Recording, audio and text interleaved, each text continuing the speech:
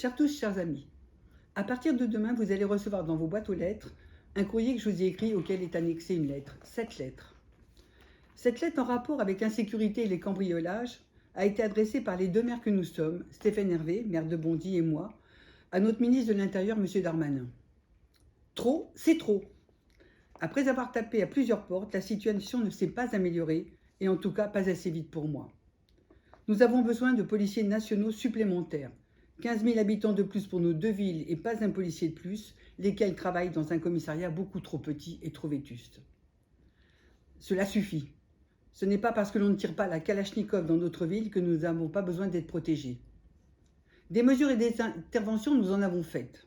Pour les mesures, recrutement de policiers municipaux, 3 fois plus. Achat d'un véhicule neuf et dernièrement achat de 2 motos, elles viennent d'arriver. Modernisation de notre système de vidéoprotection, avec un ajout de caméras supplémentaires l'année prochaine.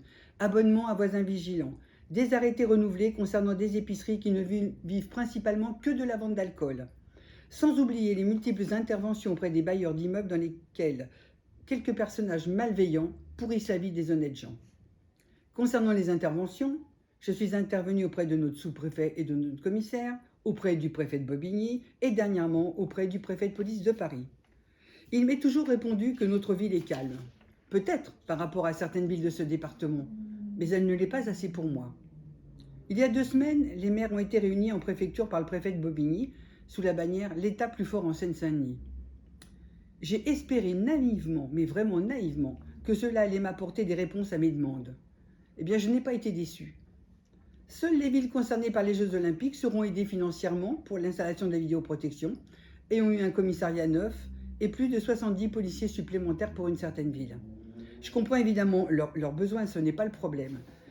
Mais ce n'est pas pour autant que nous devons rester à la traîne et laisser gangréner nos villes.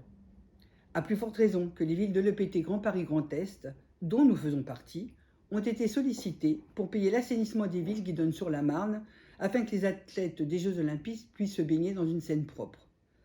Quant au commissariat digne de ce nom, quand j'ai demandé à notre préfet s'il y avait un planning pour les commissariats à restaurer ou à reconstruire, il m'a été répondu que non, mais que de toute façon cela ne pourrait pas s'envisager avant 2035-2050. Alors je suis sortie de la réunion. Je ne peux pas accepter cela. Et c'est pourquoi mon collègue Stéphane Hervé et moi voulons un rendez-vous avec le ministre de l'Intérieur. Je ne vous oublie pas et vous resterez sincèrement fidèle et déterminé.